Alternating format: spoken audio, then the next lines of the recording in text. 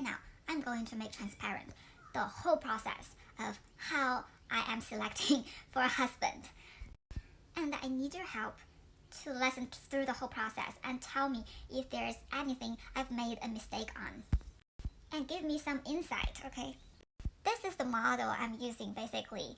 It's the triangle of love, I think developed by Stanford or Hopkins psychologist. And it's basically saying for love, right? You have to have, one is intimacy, which is friendship. Even like for girl, like you tell each other about you and they know about you, that's friendship. And passion is chemistry, of course, right? And commitment is where you decide to not have other people and commit to each other. Intimacy so far is the easiest for me because basically someone that I like and we can have a good conversation and we can be friends, that's intimacy. That's easy for me. I mean, passion or chemistry or attraction is the most diverse category, and I think for men, many things can be attractive, like their intelligence, or their confidence, or their dedication to what they do, or their personality, or their look, right? It's just very diverse, and I actually don't have any standard for that. So they either come or not. I don't have a good explanation. However, I do have things that just puts me off. One is personal hygiene. If I smell something from a guy, I think that's it. And another thing is man boobs and muffin top. I can't deal with that. And the third category is commitment. To me, that basically means if, let's see, imagine my life as an enterprise, right? Can you be my business partner? Do we share the same vision? Do we share the same philosophy of how to run this corporation, right? So I do have very particular criteria for this category. One is the common one. For example, is that person honest? Is that person nice? Do they have integrity?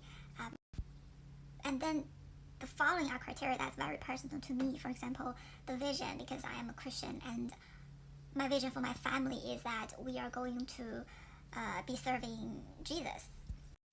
I want God to use my family to bear fruit, and I want my family to glorify God. And even more specifically, my burden is for young people and non-believers. Many principles in the Bible are very applicable for life and very helpful, so I've always wanted to explain it or express it in a way that even you've never read the Bible, you're not a Christian, you can still understand. Like, that's my calling.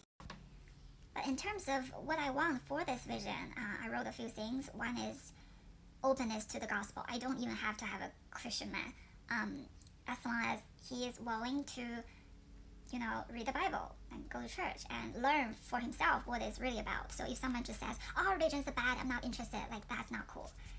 The second is devotion to personal growth, because I like to think of my life as an experiment, and I like to read books and learn about how to make our communication better, how to make our finance better, how to make our health better. So if someone is not committed to continuously growing, that's a no. And the third is that as a big quality time person in love language, I like to read books and think, and then I need to talk to my partner and reflect on what I think, so that partner has to be able to catch my ball. Like, we have to go back and forth in ideas. So he has to be somewhat smart, somewhat adequate, and very open-minded, and have curiosity towards life.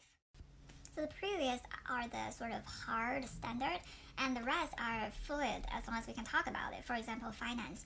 Personally, I'm frugal, I'm a minimalist, but what I'm not okay is to get into debt to buy something luxury, right?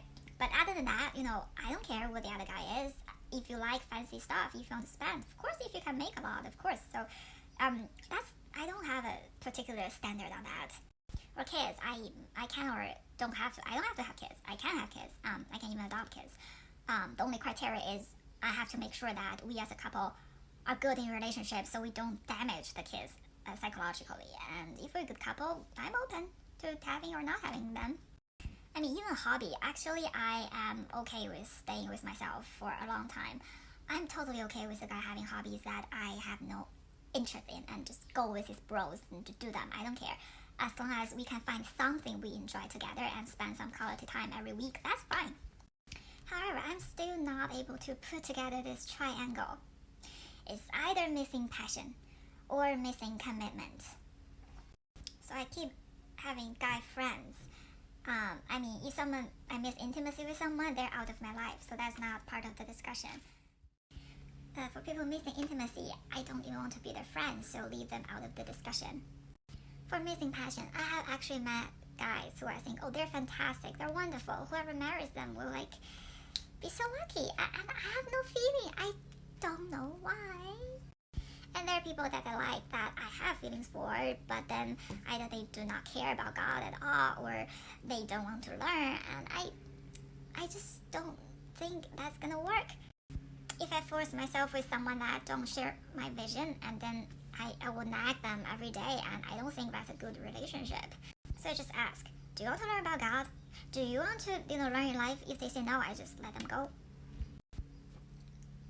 So through the whole process, anything I can change or improve, please let me know.